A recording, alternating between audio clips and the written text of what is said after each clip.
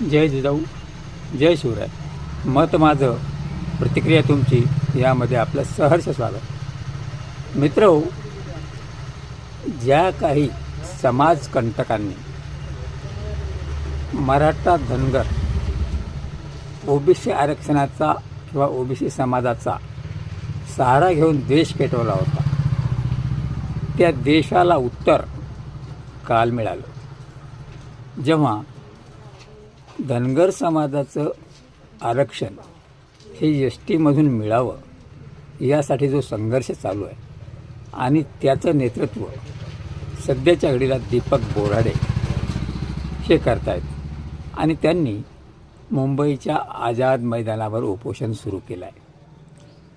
त्या उपोषणासाठी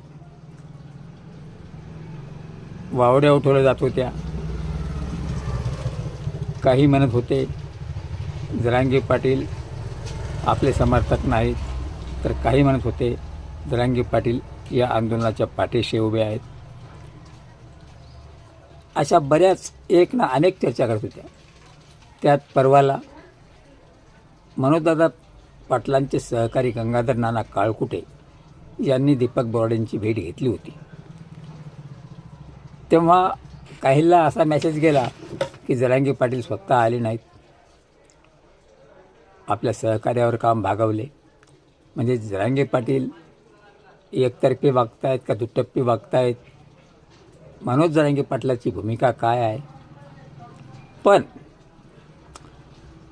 काल जेव्हा छत्रपती संभाजीनगरवरून मनोज जरांगे पाटलांचा जो ताफा निघाला तो थेट आझादी मैदानावर, आणि दीपक बोराडे ज्या ठिकाणी उपोषण करतायत त्या ठिकाणी जरांगे पाटील गेले.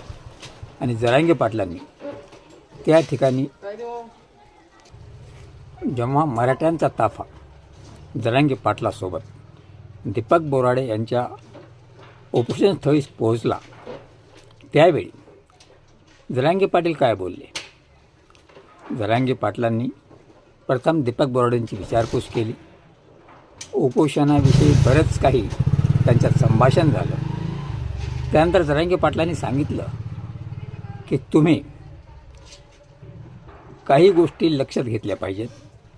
त्यातले त्यात प्रथमतः आज महाराष्ट्रामध्ये तुमचा समाज म्हणजे मराठ्यांचा धाकटा भाऊ, मराठे या महाराष्ट्रात 6 कोटी आहेत, तसेच धनगरसुद्धा 3 कोटी आहेत.